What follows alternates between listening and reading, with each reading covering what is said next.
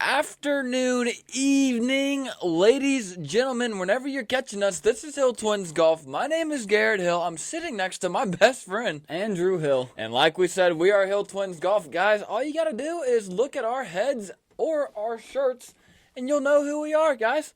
Look, we got some pretty exclusive merch. Andrew, how many of these hoodies are currently in the world right now? That'd be the two that you're looking at right now, guys. We only have made 2 of these hoodies, only 2 of these hats, guys, but we are giving y'all a sneak peek of what's to come, Garrett. I like what we have been cooking, man, and what about yourself? I actually love it. You know, there's nothing more that I love than just cooking up some Hill Twins Golf merch, some content, some giveaways, guys. Speaking of, we are almost halfway there to 500 followers on Instagram.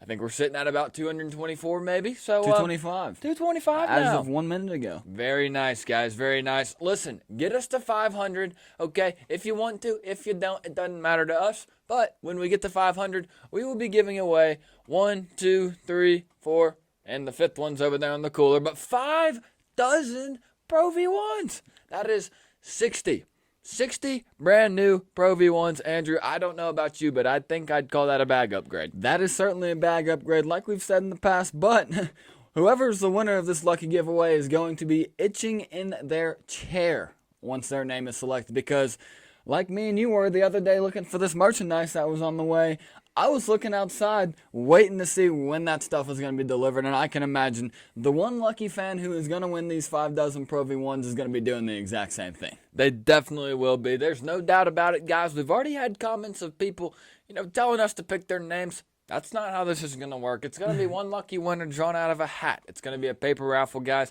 Nonetheless, you got to be in if you want to win. So make sure you get your giveaways entries in. We've got even more stuff coming out for 1,000 followers. Huge stuff. We're talking club giveaways. Maybe even some exclusive merch giveaways, guys.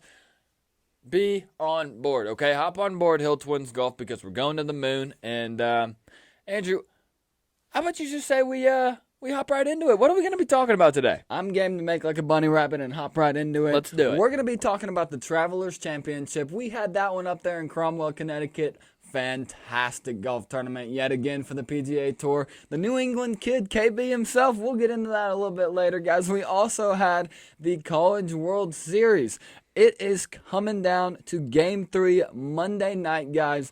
We're excited to watch it. We're going to give y'all a recap of whatever happens in Game 3, but all I know was yesterday the Florida Gators were putting on a home run derby fest. A home run derby and a hurting on the LSU Tigers, guys. The Tigers were not going, as they like to say down there in Baton Rouge. They were going backwards. And like Andrew said, Florida just kind of put a whomping on them. But we're also going to be covering some MLB for you guys. I think we're also going to touch up on just a little bit on the LPGA. What do you say? Yeah, we'll touch up a little bit on it. I will admit I did not watch much of it myself as I was catching the Travelers Championship. Neither did I. An emotional victory, but we'll touch base on it just a little bit. I think we will. Andrew, let's hop right into it. What a beautiful golf tournament, guys, up at TPC River Highlands in Cromwell, Connecticut. We were expecting a little bit of rain. That's not really what we got, guys. The sun was shining, and another guy that was shining on Sunday, Andrew, who was that? That was the St. Johnny John University product himself, Keegan Bradley. The New Englander. Yeah. You got to think that winning a golf tournament like the Travelers up in New England has definitely got to feel like a hometown win for the kid. It certainly was a hometown win. Like he said in his post-round interview on Sunday, that was a guy who was excited to get a victory in front of the hometown faithful. Yep, Keegan loves his New England sports teams. I disagree with him on that one. You what? I disagree with him on that one. I don't like the Patriots. I don't like the Red Sox. I don't like the Boston Bruins. Keegan Bradley does, though. We're not talking about ourselves, guys. We're talking about Keegan Bradley here. He ends up walking away with $3.6 million. That is a honker of a payday, guys. It really is. Honk, honk is what Keegan Bradley's wallet is doing now. He also walks away with 500 FedEx Cup points, putting him in 5th, just behind the most recent winner of the U.S. Open, Wyndham Clark. And you got to think he's in prime contention to be selected on the Ryder Cup team we have this upcoming September. What do you think about that, Garrett? I mean, he's playing some great golf as of late. He's played on a Ryder Cup before, guys, and Keegan has been, his game's been trending. As we mentioned in the previous episode, he missed the cut at the U.S. Open, so that's nothing that you ever like to see from Mr. Keegan Bradley. but he spent the rest of the weekend with his kids, his boys, and also his coach. And they were able to get up to Cromwell, Connecticut a little bit early. And what was his coach's name? We need to do better research, Garrett.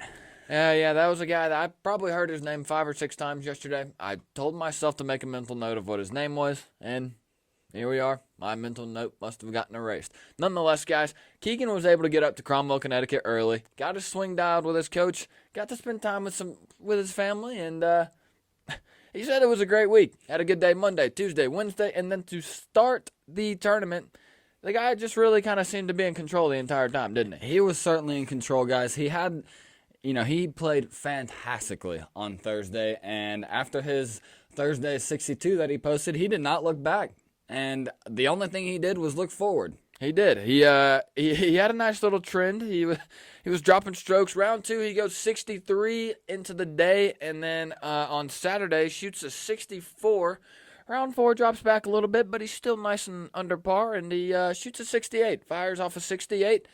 Keegan opens his round on the front 9. He goes par, 1 and 2, birdie, 3, 4, par 5, birdie 6, 7, 8, 9, par, making the turn, 32 out of 35. That's 3 under. Andrew, give us the back 9 for us. On his back 9, he goes par on the par 4 10th. He goes birdie on the par 3 11th, birdie on the par 4 birdie on the par 4 12th. Sorry, guys, getting a little ahead of myself. Guys, his round gets a little bit shaky on the par 5 13th, which was playing as one of the easier holes.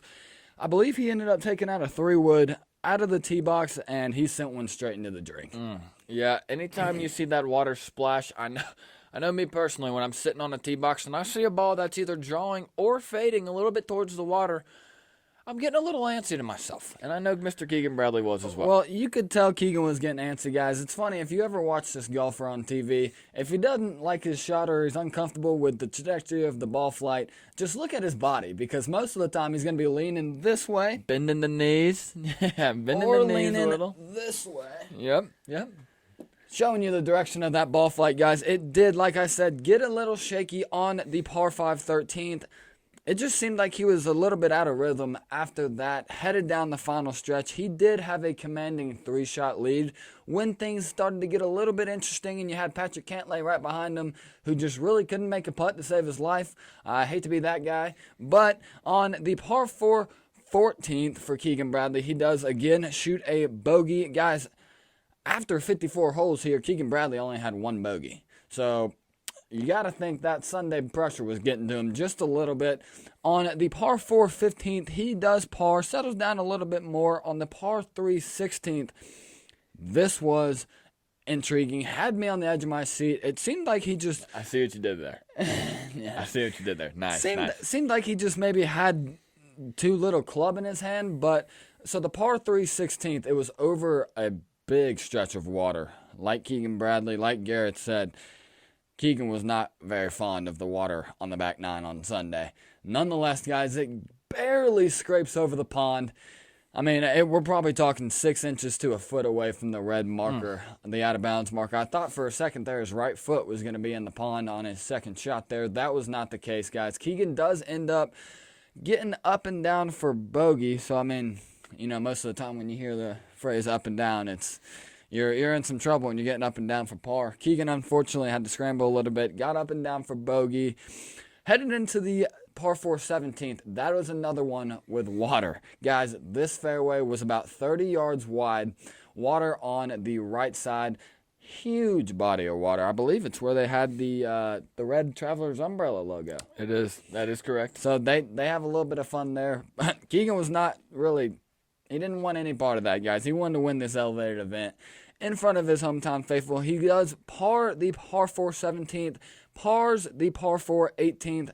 18, though, did not come without any drama, as the TV broadcasters did pan Keegan's ball out of the tee box straight under a lawn chair. It was under a lawn chair, guys. A beach chair, one could say, maybe. He was on the edge of his seat, literally. And fortunately, with, a little bit of help from his caddy, he was able to move the chair. And Scotty Vail. Yep, Scotty Vail. Have a day. And he was able to move his chair. He was able to move the chair. Did not interfere with the ball at all, and he was able to hit a nice little shot Did that go on the green? I think It did. was on the green. Yep, He was dancing. It was on the green. It was a great shot from Keegan. He had a nice little lag putt and put it pretty close and ended up with the Odyssey jailbreak, tapping it in for the victory. Talk about a guy that goes crazy. Instantly throws both of his hands up in the air like he just doesn't care and gives his caddy a hug and instantly looks for his family because he knows that he just won in front of his home crowd. It was great. It was awesome to see, guys. Headed into Sunday, I was questionable as to whether Keegan was going to be able to pull it out or not. Headed into Sunday, he has been in this situation 4 times before with a 54-hole lead headed into the last day, the final round, and he has gone 0 for 4 in those golf tournaments. In fact, he's finished second in every single one. Yes, he has. So it was incredibly intriguing for myself, for Garrett, I know as well, to see whether or not he was going to be able to close that out. That 3-stroke lead that he had, he started with a one-stroke lead. One behind, or one in front of my boy Ches Reavy. The Wichita, Kansas native. Yeah, Wichita, Kansas. We did end up figuring that one out, guys. He is not from the boondocks of Texas. Nonetheless, guys, Ches ends up, Ches Reavy came out and just looked a little bit timid throughout the entire round. Wasn't free swinging today. He was not free swinging, kind of like what Keegan was doing on those last 3 holes of the final round. But nonetheless, guys, Keegan was driving the ball out of the tee box phenomenally this weekend. He goes with about an average of a 321-yard driving distance. The slopes on some of these fairways helped that out a little bit. Keegan, no stray to you, but I know you're not the longest hitter on tour. So I'm sure you'd admit, like we're doing here, that those fairway slopes helped a little bit. Nonetheless, guys, his driving accuracy was 64%. That green and regulations number is where it really comes in. 89% green and regulation. That's pretty dang good. That is pretty good, guys. He's averaging just above a putt and a half per green and regulation. It was about 1.59, so I guess we'll round up 1.6. His lag putts were looking good, guys. Like we said, he didn't really have a ton of bogeys. We're talking 1, and then the couple on the final stretch. Really just a lot of birdies. I think we're looking at 16 birdies here, guys, for his tournament, and that's actually exactly what you want to do if you're going to win a golf tournament. I mean, if you're gonna win a golf tournament, the way to do it is just be posting tweet birdies all day long. Another guy who did that incredibly come Sunday. He was my sleeper before this tournament started. The lefty Georgia Bulldog product himself. That would be Brian Harman. Yes, Brian Harman looked really good come Sunday. Let's see, we're talking 7 total birdies, 1 bogey. So let's run through it, guys. We got a birdie on the par 4 first hole, and then we go par for hole number 2. Birdie 3, par 4. Bogey 5. Guys, that was his only bogey of the day. So anytime you only post 1 bogey and 7 other birdies, that seems to even out pretty well. You're striking it well. Yep, you sure are. He goes par on the par 5, 6, birdie on 7, par 8 and 9, guys. He's making the turn at 33 of 35. That's 2 under. Andrew, run us through the back 9. Guys, on the back 9, he goes par on the par 4, 10th, par 3, 11th, par 4, 12th.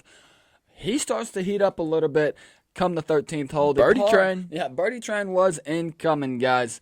Get out of the way. Get off the tracks because Brian Harman was coming down those tracks. He goes birdie on the par 5, 13th. He goes birdie on the par 4, 14th. Birdie on the par 4, 15th. Guys, things are heating up. He goes birdie on the par 3, 16th.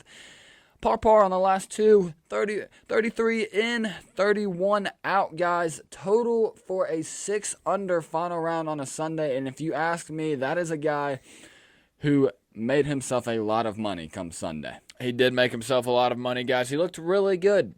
Finishes tied second at 20 under. I guess we should mention that Keegan Bradley won the tournament at 23 under. A lot of 20 here, a lot of 20s here, guys. And like we said, Brian Harman finishes at 20 under. He fires off a 66 round 1, 66 round 2, 64 round 3, and a 64 round 4. Andrew, that, my friend's called consistency. He's walking away with $1.7, almost $1.8 million. That's a guy whose pockets are feeling pretty good. I mean, I'm proud of him myself. Like I said, he is a Georgia Bulldog product. Brian Congratulations to you, brother. You're pulling the Georgia Bulldogs golf team right along with you, and I'm sure there are some more prodigies coming up through that works right now. There definitely are, guys. Brian is not the longest hitter, but he is pretty accurate. We're talking about 284 off the tee, 60% driving accuracy, 68 greens in regulation, guys. That is very, very good, okay? That's just about 72. That is about 72, guys. Putts per green is sitting at about 1.7, so his lag putts could be a little bit better. Sand save being at 100%. And, yeah, guys, I mean, he looked really good come Sunday. He really did. He looked incredible come Sunday. Another guy. Listen, this is a man that has not been on the PGA Tour for the past 2 years, okay? Not of his own choosing, okay? Medical exemption. He had a torn labrum. So, guys, I'm not nearly as good as my friend Zach Blair is over here, and I've got pretty healthy shoulders, okay? This guy took 2 years off to recover, and then he comes back, and he ties second with Brian Harman, finishing at 20 under. He fires off a 62, guys. That's 8 under. So we'll run through it for you guys. He goes birdie, birdie, 1, 2, par on hole number 3, bogey, bogey on 4 and 5, and then he did not look back after that, guys. He goes par on 6, birdie, birdie, birdie, 7, 8, 9, guys. In with 32. Andrew, run us through the back. He goes par, par, par on the par 4 10th, par 3 11th, and par 4 12th. He shoots an eagle. Garrett. Shoots an eagle on the par 5 13th. That is the same hole that Keegan Bradley sent one into the water. So you could tell that Zach Blair was dialed because, man oh man, he was playing some quality golf on Sunday. On the par 4 14th, he goes birdie. On the par 4 15th, he goes birdie. On the par 3 16th, he goes birdie. Par par on the last two par 4s, 17 and 18, par par. He is in 32, out in 30, like Garrett said, a 62. If it was not for those 2 bogeys on the 4th and the 5th hole, that guy would have shot a 59, I believe. 59 or 58, guys. Nonetheless, we're talking 2 bogeys on his final round on Sunday. 8 birdies.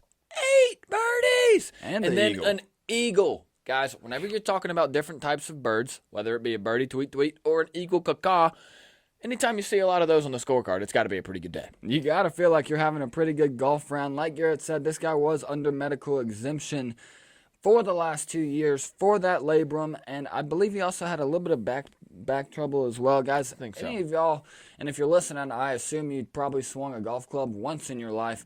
Your back and your shoulders are probably the 2 most important keys of your body to have an even working golf swing. To even be able to swing the club at all, you got to have your back and your shoulders in it. That is one thing that Zach Blair did have today, guys. He is like Brian Harman. He's not the longest hitter, but the guy is far from inaccurate. His driving average this week was 286 yards. And his driving accuracy was 94%. That's incredible, guys. Guy doesn't miss. Listen, with my big stick, I'm probably looking at about a 45, 50%, and that's at best. Maybe. Okay? Generous. Listen, guys, Zach Blair goes 94% driving accuracy. That's a guy that was finding the fairway. He really was. Greens in regulation, looking at about 90%. Putting could have been a little bit better, guys. He's averaging about 1.8 putts per green in regulation. Nonetheless, guys, like we said, torn labrum. Had to take the last 2 years off, and he's walking away with about $1.8 million. That's a guy who's probably happy that he took those 2 years off. I don't know if he's ever gotten that sort of paycheck in his PGA Tour career. Nonetheless, guys, he is happy that he showed up to Cromwell, Connecticut to play in the Travelers Championship, and he is incredibly happy that he decided to have his best round of the tournament on the final round Sunday. Yep, it looked really good for Mr. Blair. A guy that, like Andrew said, was kind of clipping on Keegan Bradley's heels. That would be Mr. Patrick can't play fast, can't lay fast. Patrick can't lay, but he sure can post on Instagram right after a round fast. Listen, guys, fires off a 67 today, and if he had made putts when it mattered most, we could have been talking about a 2-man playoff between him and Keegan Bradley. Andrew, front 9, we go par, par, par, par, par. So he starts his first 5 holes parring. finds a birdie on 6, 7, 8, 9, and that's par, par, par. He's making the turn at 35. That's 1 under. Andrew, give us the bat. He was making the turn at 34. His putter was stagnant all day on Sunday. On the back, he does open the par 4 10th with a birdie, par on the par 3 11th and the par 4 12th. On the par 5 13th, he does birdie. This is when the birdies start to heat up a little bit, guys. He goes birdie on the par 5 13th, birdie on the par 4 14th, birdie on the par 4 15th. At this point, him and his caddy are looking over, looking back, looking over, looking back at the leaderboard, and he sees that he is not too many strokes out of the lead, and I think that within itself just started to get to Patrick just a little bit. I think so, too. He kind of saw that Keegan Bradley was struggling a little bit towards those last final stretch of holes. Patrick had a par save look at 16, guys. He had a birdie look at 17, and I think he might have had a birdie look on 18. Listen, nonetheless, he did not put himself in the best spot on 18 off the tee box, and his second shot didn't go great. And he bogeys it, guys. When it mattered the most, like we said, Patrick just couldn't put the ball in the hole with the flat stick. Patrick could not play. No, he could not play. Listen, overall, guys, he was driving the ball pretty well, averaging about 303 yards. Driving accuracy could have been a little bit better at about 66%. Greens in regulation, about 80%, but the putts per green in regulation, guys, was about 1.6, 1.7, and it just won't get it done when you got a guy like Keegan Bradley in his hometown. It will not get it done. Although, I will say, I think Patrick Cantlay is playing some pretty dang good golf headed into the Scottish Open that we have in a couple weeks. And the Open, which is our 4th and final major championship of the season. But I think he's playing pretty well headed into those two events. I know that is a guy who would love to get a major victory at the Open across the pond. And Andrew, I would definitely say if he does just that at Royal Liverpool, you can go ahead and pencil in his name for the Ryder Cup team. I think he'll be on the Ryder Cup no matter what. But if he does win the Open at Royal Liverpool, that guy's a shoo-in. He's sure. Definitely a shoo-in, guys. A guy that was shoo-in for sure to be firing some bogeys today, that's Mr. Ches Reavie. And I think he might have gone to the bar and say he needs a Miller Lite in front of me, but just not in the best way that he would have liked. I think Sunday. I actually saw a video of him at the local cheesecake factory. It was the local cheesecake factory. I believe it was either Friday or Saturday after his round. He was having himself a nice, we'll just call it a Miller Lite. we'll call it a Miller Lite, guys. He was trying to play as relaxed golf as he could, but he does end up opening the final round, the par 4 first with a par. He goes par, par, par, par. So he's leaving a lot of those putts out there. I mean, from what I was watching on the broadcast, he was on the green very quickly. Like we said on the last podcast, it seemed like he was on the green a lot in 2, and I know for a guy named Mr. Ches Reavie, there's no place that he'd rather be than on the green in 2, and that's what he was doing, but he was leaving a couple of those putts out, could not take advantage of some of those opportunities. On the par 3 5th is when he finds his first bogey of the day, and it was an uphill battle from there from Ches. On the par 5 6th, he goes par, par, par on the 7th and 8th as well. On the 9th, headed right before making the turn, he does bogey the par 4 9th. So he is in 37. Garrett, take us away on Ches's back 9. Par, par, par, par for 10, 11, 12, and 13. Guys, he finds his first birdie of the day finally on the par 4 14th. He fires off a 3. On the par 4 15th, he goes par, and then he finds another bogey. Last one of the round, thankfully, for Mr. Reavie. Bogey 16, par 17, and a birdie on 18. Guys, he shoots 37 making the turn, 34 on the way out for a total score of 71, guys. At a golf course where birdies are available, you can't shoot a 71, guys, and especially on Sunday, and expect to have a decent chance. Yeah, and with a guy like Keegan Bradley, who is your playing partner, you're right behind him. You're seeing every single good shot that Keegan's making. You're seeing every single bad shot, but at that point when Keegan was starting to develop those bad habits on the back 9, Ches was a little bit too far out of contention, so you got to think And I'd love to ask Keegan Bradley himself, but you got to think that Ches started to become a fan of Keegan to close out the tournament, considering he was in the same group as him. I think he had to have. Ches was probably pulling for Keegan, especially knowing that Keegan was the New Englander. And I don't think Ches Reavie was too upset to see Keegan Bradley win, especially if you're Ches Reavie walking away with about $842,000. I mean, we're talking close to $1 million there, so I assume that is all the Miller Lights in the world for Ches Reavie to drink, guys. We still don't know what his favorite beer is. We're hoping it's Miller Lite. Honestly, just looking at him, now I kind of think he may be a Dos Equis guy. You really think that guy's a Dos Equis guy? He seems like the most interesting guy I in the could world. see a Blue Moon. Really? Maybe. With the orange peels in it? Potentially. I feel like Ches may be a guy to just raw dog it and just go Blue Moon by itself with no orange peel. Or is he a guy that likes his IPAs? Does he switch beer after every beer? That would be an interesting man. That would be an interesting man. And he finishes with Dos Equis. Listen, guys. He's the most interesting man in the world. Yep, like Andrew said, guys, he was on the green.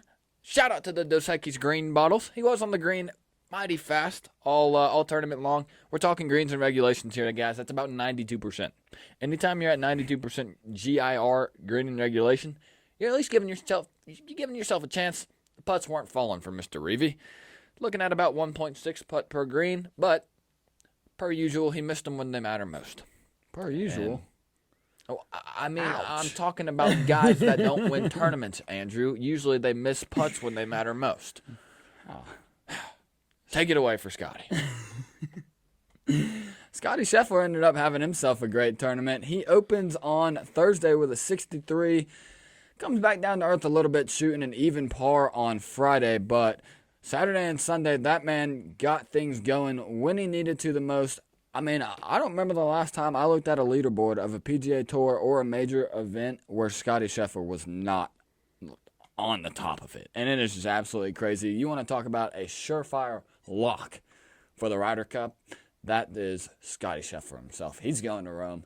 Nonetheless, guys, in Cromwell, Connecticut, he opens his final round with a par on the par 4 first. He goes birdie on the par 4 second. Comes back down to earth a little bit. That putter does cool down just a tad. He goes par on 3, 4, 5, and 6. And I know for a fact that putter in his hand was getting a little heavy on the par 4 7th. He double bogeys the par 4 7th. And that was pretty much Scotty's round after that. He does bounce back pretty well, though. He does par the par 3 8th and birdie the par 4 9th. He is in 35. Garrett, take us away from the back. We're talking birdie 10, guys. Bogey on 11. That putter starts struggling a little bit. Picks it right back up, guys. Par on 12. This is the fun part, guys. Birdie 13 and 14. Andrew, let's hear it. 15. Ooh, that was a loud one, guys. He goes eagle on the 15th. 16, 17, par. 18 is a birdie, guys. Like Andrew said, in 35, out in 30 for a final round of 65. Guys, Andrew mentioned it. Scotty's a surefire lock to go to the Ryder Cup. I can't wait to watch you in Rome. I wish I could be there to see you in person, but I can't. Nonetheless, I'm really excited to watch you on TV, Mr. Scotty. That guy is just Mr. Consistency. He is striking the ball so well.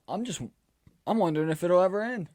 I don't think it is going to ever end, Andrew. I think I've been on par to say this before, guys. Nice. If Scotty can get his flat stick rolling the same way it was in previous seasons, like last season, guys, he'd be winning just about every PGA Tour event, in my opinion. I think so too, guys. A legend he is developing into on the PGA Tour. One guy who still has not gotten that far just yet. And y'all heard me on the last podcast. I made a surefire bad take by saying Denny McCarthy is going to be the one to put on the black jacket and raise the silver cup on Sunday. Unfortunately, things just did not really go too well for him on Saturday, on moving day. He ends up shooting even 70 on Saturday. And like Garrett said, this was such a gettable golf course. If you're posting a 70 in any of your 4 rounds for this tournament, it is pretty hard to come back and win. I do agree. But, I mean, Denny has been putting the ball extremely well. This may end up being a hot take, but it would not really surprise myself to see Denny McCarthy on the Ryder Cup team come this fall. It would surprise me, Andrew, I'll be honest with you there. But then he has been playing some good golf. He's been putting the ball really well. He's in the top 10 in strokes gained putting on the season. So anytime you can fire off some birdies the way that he can, you probably do have a decent shot. But it would surprise me to see that name, Denny McCarthy, on the Ryder Cup team in Rome. I hope it happens. I tend to as well, because I think, especially with the flat stick, it could give the United States a very solid chance of, knocking some birdies down and taking home that Ryder Cup trophy. For Andrew, the second time in a row. let's talk about another guy that finally looked like he might have found something in his golf swing. I think we're talking about the Alabama product, Go Dogs, Mr. Justin Thomas. Andrew, take us through his round real quick. So Justin, he ends up posting a 70 on Thursday. So he shoots even par on Thursday, but that guy just turned into a complete robot on Friday, Saturday, and Sunday. He ends up shooting a 64 on Friday, 62 on Saturday, 67 on Sunday. His Sunday round, he opens up par on the two opening par fours. On the third hole, he ends up birdieing. Comes back down to earth on the fourth hole. He ends up bogeying the par four. And he goes par on 5 and 6 and birdies 7. And he goes par on 8, par on 9. He is in 35. Garrett, take us away. He's in 34, guys. But this one's going to be really quickly. We are going to fire this one off, guys. Par, 10, 11, birdie, 12, 13, par 14, birdie 15, par, 16 and 17. Closes the tournament on a bogey 18, guys. Like we said, in 34, out in 33 for a final round of 67. He's walking away with $525,000. That is by far the most money that he's won this year in a single event, I believe. I think it is too, guys. He just has not been playing well all year. But it was very good to see a video of Keegan Bradley walking by him and Keegan's wife and kids. And JT, he probably wasn't the first one to congratulate Keegan, but he was right there with Keegan Bradley. I believe he goes, the New England kid himself. Yep, he sure did say that, guys. He definitely did. He also said that Keegan and his beautiful wife and his beautiful children had his wife, Justin's wife, that is, Jill, crying at home, guys. What a beautiful story. What an absolute beautiful story for the New Englander. And you got to love to see a little, co-worker appreciation, guys, amongst Justin Thomas and Keegan Bradley. Garrett, you care to elaborate a little bit there? Well, I'm talking about they support each other. They definitely do, right? I mean, Justin's probably one of the first guys to walk up to Keegan. He's a co-worker, and he congratulates him for his success. So that's what I'm talking about here, guys. Doesn't surprise me. What did surprise me, though, was just the sliver of a peck that Jill Bradley gave Justin Thomas. We don't really have to talk about it a whole lot, guys. It was a little bit questionable. I'm sure those guys have great camaraderie between the two families. So, like I said, I was really happy to see Justin Thomas congratulating Keegan Bradley on the great finish. And, I think Justin is playing some great golf when it matters the most. He's headed into the Rocket Mortgage this upcoming weekend with some pretty good feelings, knowing that he found something up there in Cromwell, Connecticut. Nonetheless, guys, I would be shocked if Justin Thomas is not, here's my take for the Open coming up next month, is not within the top 10 heading into Sunday at Royal Liverpool at the Open. Andrew, I do think that's a good take, especially if he can continue to carry along what he found here at the Travelers with him for the rest of the season. Guys, a couple of other golfers that have been playing some great golf. That is Ricky Fowler. Ricky shoots a 70 on Thursday, 65 on Friday. Moving day, guys, the kid almost shoots a 59. He misses a par putt, and he fires off a 60. Guys, that is very, very low. 10 under. I'll tell you one guy that's not shooting a 60. That would be Garrett Hill and Andrew Hill as well. Guys, on Sunday, Ricky fires off a 69, finishes T13th with Mr. Hideki Matsuyama. That's another guy that's been playing some good golf after finding something. Andrew, who are some other guys that we cannot walk away from this tournament without talking about? We have got to mention the California kid himself, Xander Schauffele. He was the defending champion headed into this event this year. He was not able to defend that title. But, just looking at his scores here, he goes 68 on Thursday, 64 on Friday, 67 on moving day Saturday, 67 on Sunday. We mentioned it earlier, this golf course was incredibly gettable. Those scores are incredible.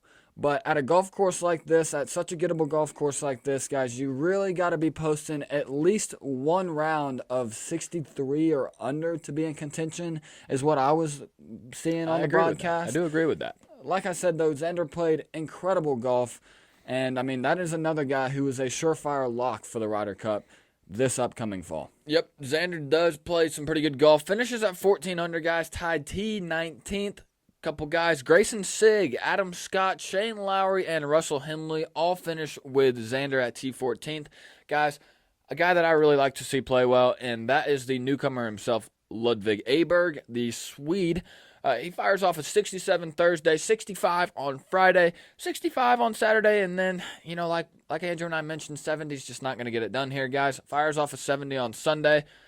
Nonetheless, guys, Ludvig's walking away with more money than he ever has in his golf career for one single event. That's about $167,000. Andrew, who's another guy that we really like to see play well? Before we get off Ludvig Aberg, that guy is a newcomer to the PGA Tour. He looks like a machine. He does look like a machine. His golf swing does too, but in 4 PGA events since Ludvig has turned pro, guess what he's done?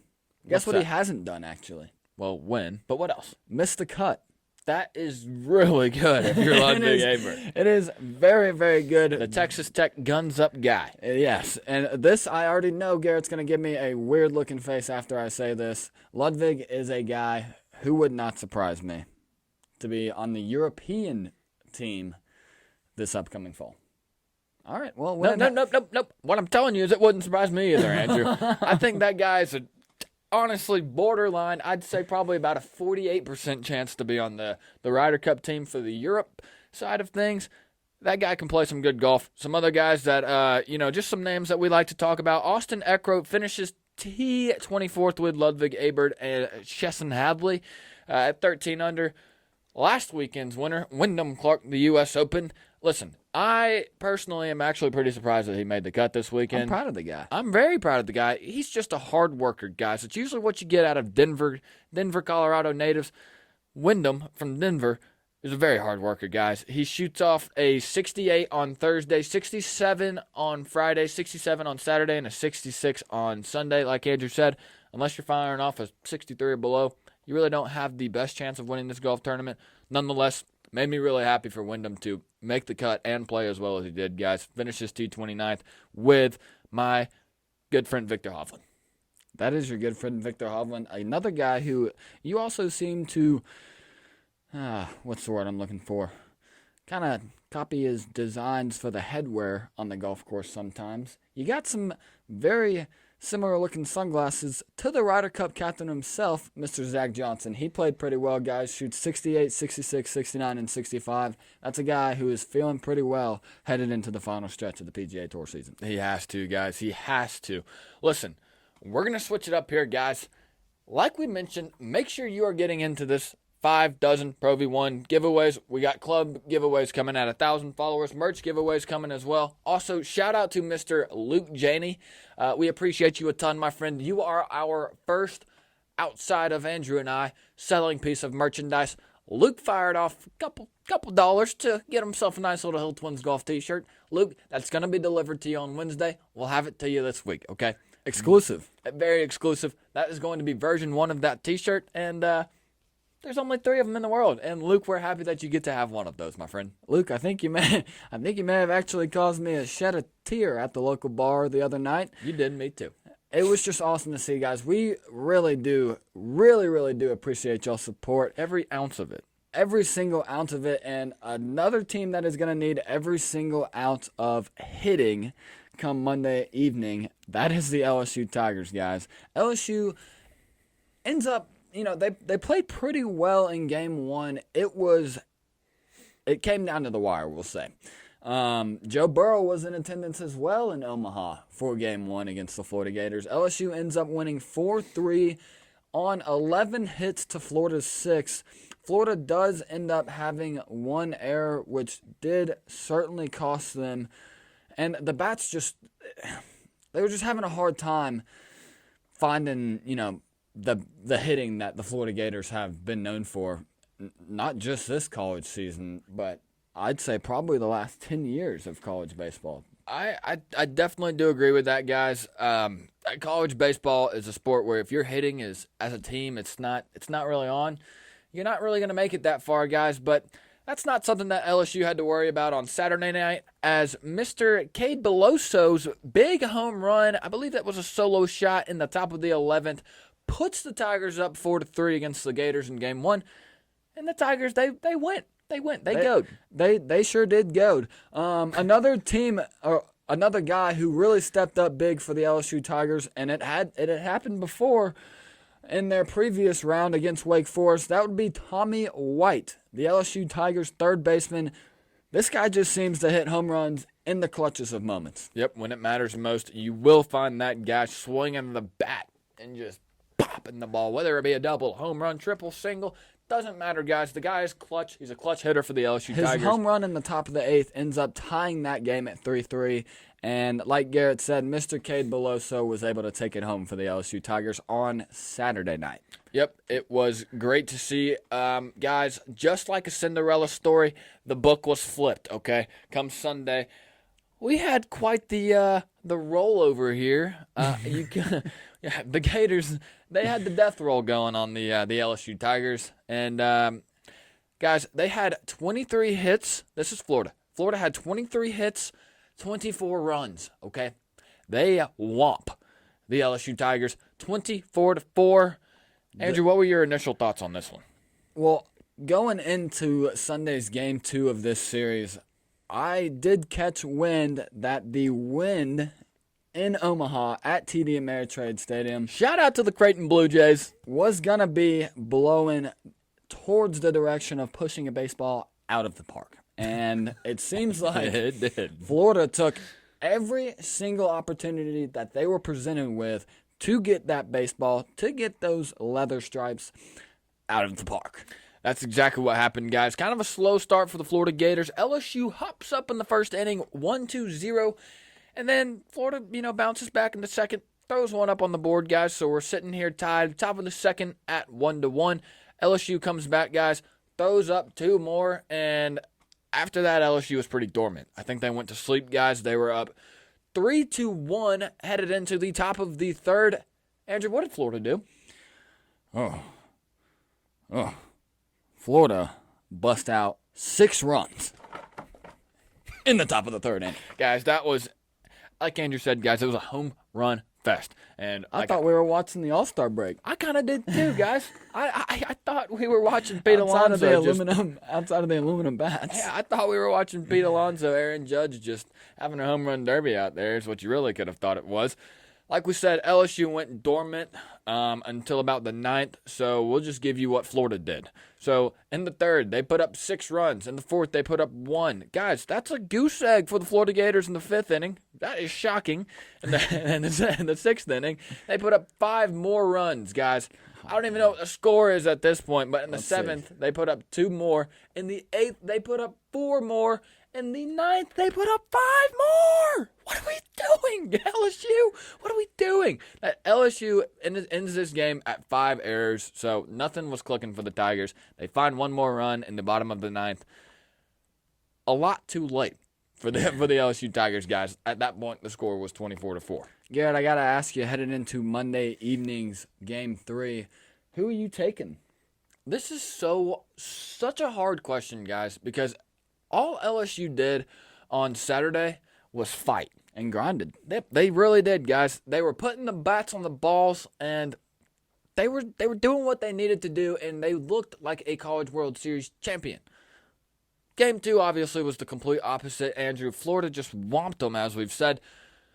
I really, truly do, as much as it pains me to say, I am a Georgia Bulldogs fan, guys, but I do kind of think that this is not going to stay up, but I do kind of think that Florida's going to end up winning this College World Series. I think so too. Just looking at the lines here, guys, we have an over-under set at 9.5. One of the more surprising things that I'm looking at here is that number, -150, headed towards the direction of the LSU Tigers. My personal take on it is I think LSU kind of expended a lot of their arms. I know they're probably going to pitch their ace, Skeens. I believe his name is Paul Skeens. You are correct. But every single part of me is telling me that LSU is just going to have, and guys, I'm sorry, just to cut that point off real fast, it is Charles Schwab Field, not TD Ameritrade. But getting back to it, I think LSU just expended too many of their arms there headed into Game 3, and I just think the Florida Gators bats, like Garrett said, we are dog fans, so it does pain me to say, but I think the Gators bats are going to be a little bit too much for the LSU Tigers. You got a score prediction? Monday evening, I am going to say, I think it's going to be a good game, guys. I do think we will get a good game on Monday night. I'm going to say, I'm going to take 8-5. In the Florida Gators direction. Headed Florida's direction. Andrew, I think I'm going to go. I do think it's going to be a good game, guys. Like I said, I think it's going to be one of these scenarios where we could see LSU and Florida being tied for a majority of the game. I'm saying tied like 3-3, 4-4. And then I think Florida's going to kind of pull away, guys. I'm going 6-4 for the Florida Gators, as much as it hurts me to say. 6-4. One way to find out, guys. That's going to be at 7 p.m. Tune into ESPN, guys, and they'll get you situated, and we really can't wait to watch it. Andrew, we also had quite the slate of MLB games since the last time we talked to our fellow Hill Twins golf faithful. We sure did, guys. We had the Chicago Cubs and the St. Louis Cardinals playing in London. They did play in London, didn't they? That game came on incredibly early on Saturday, I will say. It was some sports to watch, though, but the Cubs end up taking that one home. Ian Happ homers twice. I heard that the stadium workers over there in London moved the fence back just a little bit. It seems like they did not move it back enough because Ian Happ was smacking the ball around. He was smacking the ball around, guys. Some other games that we had in London, that was the Diamondbacks versus the San Francisco Giants. Guys, the Giants pull away for a nail-biter, 6-7, as Mr. Matos himself, that's Luis Matos, hits his first career home run to lift the Giants past the Diamondbacks. Guys, the Diamondbacks are hot, okay? Or the Giants are hot, that is, okay? They've won the last 12 of their last 13 games. That's hot, is what that is. Andrew, give us some more scores for us. That is very, very hot. Guys, another team who has been playing some incredible baseball, Ryan McKenna in part, that is the Baltimore Orioles, guys. The Orioles on Saturday were facing the Seattle Mariners. The Mariners ended up making this one pretty close. It did go 10 innings, so some fun baseball to watch, but the Orioles ended up taking that one home 6-4. And like I said, guys, they are, I believe, the third best team in the MLB right now. They are, guys. Baltimore they're cooking right now. They're cooking something up. Listen, we can't forget about, I don't like these guys, neither of these teams. We can't forget about the New York Mets and the Philadelphia Phillies. We'll just barely touch base on this one, guys. Mets outlast the Phillies on the shoulders of Max Scherzer, striking out 8, and they win 4-2, guys. And Andrew, give us some more games. Well, another awesome thing to see was our Atlanta Braves. They did end up losing the first of 3 on Friday night against the Cincinnati Reds, the streaking Cincinnati Reds they were. The Reds ended up taking their 12th straight game home on Friday. The Braves had something to say about that come Saturday and Sunday, as on Saturday, Atlanta ends up pulling away. Well, not really pulling away, but they did end up beating the Cincinnati Reds, ending their 12-game winning streak. The Braves won 7-6, and it was also a home run fest. We had 8 home runs in that game, and, I mean, the Reds were down by 3 headed into the 9th inning. So, it finishing at 7-6. They came back a little bit, but just too little, too late for the Cincinnati Reds. The Braves are also looking incredibly hot. We had the Boston Red Sox versus the Chicago White Sox, the Battle of Sox. Yeah, the Battle of Sox is what that was, guys. The Red and the White Sox, but the White Sox come out on top 5-4. We also had the Rangers and the Yankees. Yankees winning 1-0, and the Blue Jays whomping the Oakland Athletics 7-3. And a couple more games for you guys. There was a lot of baseball. There was a really ton of baseball, guys. We'll get to Sunday for them, okay? I'd say we go into Sunday as well. We covered pretty much everyone we wanted to cover. Garrett, tell us a little bit about our Sunday scores we had yesterday. So we do have the Cardinals bouncing back to beat the Cubs 7-5. We then have the Minnesota Twins. Shout out Twins. That might have been loud, guys. Sorry for that incredibly executed high five. Nonetheless, guys, the Twins walk away 6-3, beating the Detroit Tigers. Andrew, who else do we have here? Something I do like to see, but don't like to see at the same time. The Phillies end up beating the Mets 7-6 on Sunday. It seemed like the Mets' errors were what really hindered them in that game. They end up with 11 hits, but they do have 2 errors. The Phillies did stay away from that as they had 7 hits on 7 runs with 0 errors. So you see the difference there. We also had another Orioles versus Mariners. That would be Game 3 of that series. The Orioles do take home that one 3-2. Orioles have 7 hits in that one to Seattle's 3. And, I mean, the Orioles are streaking, guys. They're a good baseball team. They're a great baseball team. And I was about to say that's one team that if you're in the American League come playoff time, I think the Baltimore Orioles are someone to look out for there. I think so too, guys. I also think that the Texas Rangers are somebody to look out for as well. Unfortunately, they fell to the Yankees 5-3 on Sunday. The Blue Jays put another whomping on the Athletics. 12-1 was the final there. It looks like the Braves beat the Reds by the exact same score as they did the night before. How about that, guys? The Braves beat the Reds 7-6 on 9 hits to the Reds 11 hits. An error for the Reds probably put that one away. But I'll tell you one guy that really put it away for the Braves. That's Mr. Matt Olson. Okay, the lefty himself. That guy, I believe he's in 3rd place for how many home runs in the Major League this year. That's good stuff from Mr. Matty. Always tough to replace a guy in Freddie Freeman, but I think Matt Olson has done that seamlessly since his tenure started for the Atlanta Braves. I think so as well, guys. That's a guy that, a lot of Atlanta natives, Braves fans, they had a little bit of questions about Freddie Freeman, the way that he left, the way that situation was handled by the front office. I don't think the Atlanta Braves could have gotten anybody better to replace Mr. Freeman. Well, they've probably just completely forgotten about how everything went down. I mean, Matt Olson just stepped in like no one was missing. He's a lefty as well, so that was also really cool to see. Yep, really cool to see as well. The Tampa Bay Rays beat the Kansas City Royals 3-1. Brewers beat the Guardians 5-4. Pirates, take a fall to the Marlins 0-2. White Sox come out on top again 4-1. And let's see, we had a couple more games, guys. First of all, we do have to backtrack here. We had quite the nail biter. It was between the Colorado Rockies and the Los Angeles Angels on Saturday. Andrew, what was the final score for that one? Guys, the Angels won 25-1. It was not a nail-biter at all. But one thing I will say kind of surprised me after seeing that much of a beatdown was the Colorado Rockies just came right back out at home. So you got to think they probably felt a little bit bad for the Colorado Rockies fans who had to witness that just triumphantly bad performance on Saturday.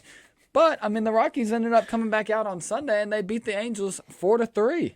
How about that? It's crazy the type of sport baseball is. I mean, you can get beat 25-1 one night, and you can come back the next day and win 4-3. Yep, you sure can, guys. The Diamondbacks outlast the San Francisco Giants, making that 12 of 14 for the last couple of wins for the Giants. Nationals beat the Padres 8-3, guys. You got to think that that's probably a game that's got a little bit of bad blood with Juan Soto and the Padres. So the Nationals, that's definitely a game that they want to wake up to and show up to. That's exactly what they did. To close out the Major League Baseball slate from the weekend, we had quite the good game from the Sunday night slate. That's the Astros versus the Dodgers.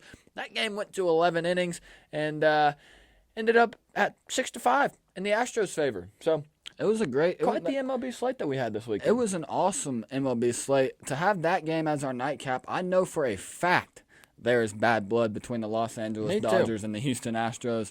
Astros, I hate that you guys had to win a World Series in 2017 via cheating. But nonetheless, guys, the Astros did take that one home in extras on Sunday night. I mean, you want to talk about someone who really performed this weekend, though, and guys, I may botch this. I will go ahead and admit that. But we did have the KPMG Women's PGA Championship going on this weekend.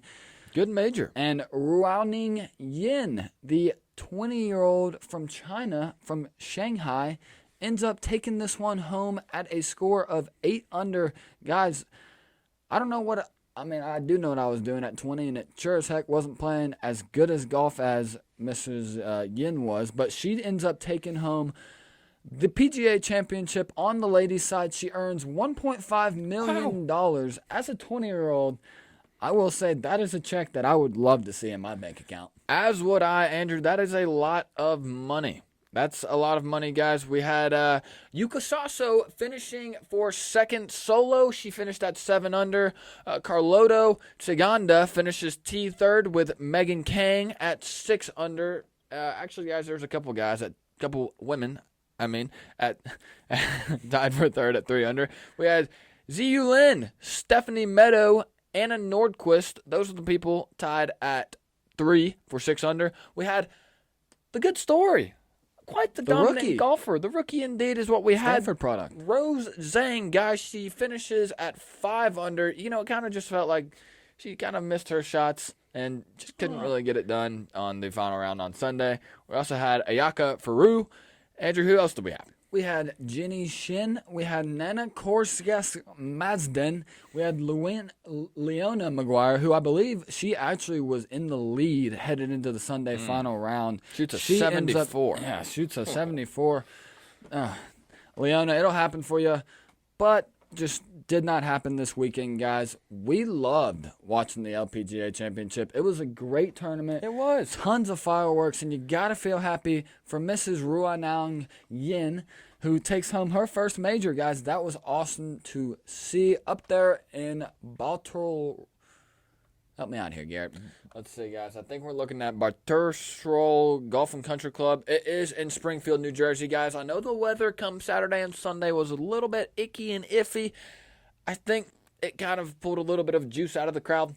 It didn't pull any juice out of it for Andrew and I because we just really like to see Mrs. Ying get it done. It was great. Awesome to see Mrs. Ying get it done. Especially guys. after that bounce back 73 on Friday. Exactly. She had to go low, and that's exactly what she did. The Shanghai product herself, guys. Shout out to China on that one. Mrs. Ying takes home her first major on the ladies' side.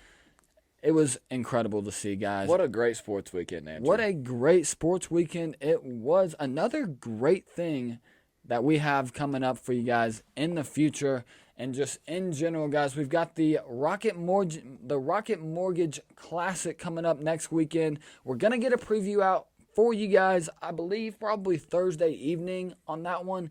Tony Finau is the defending winner at that one.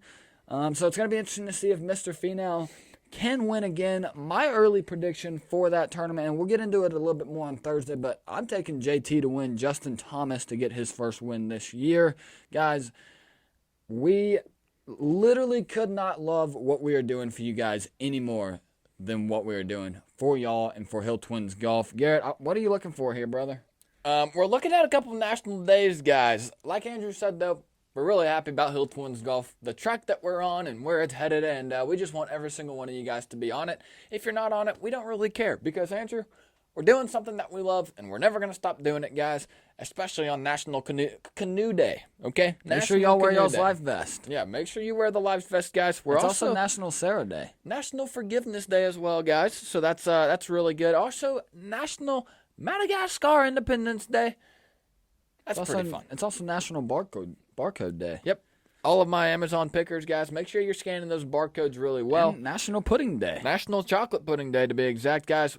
We love educating you guys here, and we try and do it in a pretty entertaining method. So, happy National Chocolate Pudding Day. Happy National Chocolate Pudding Day, guys. Happy you got a new episode of Hill Twins Golf to listen to today. Guys, this has been Hill Twins Golf. We literally and figuratively could not have stopped at a worse time. We love every single one of you guys. This is Hill Twins Golf. We're coming at you forever. I will see you on Thursday evening. Thank you for your good luck today, Baby Yoda. We love you. We'll see you on Thursday. Hill Twins Golf coming at you forever, guys. Peace and love forever. Make sure you're entered into the giveaway, guys. Love you all so much.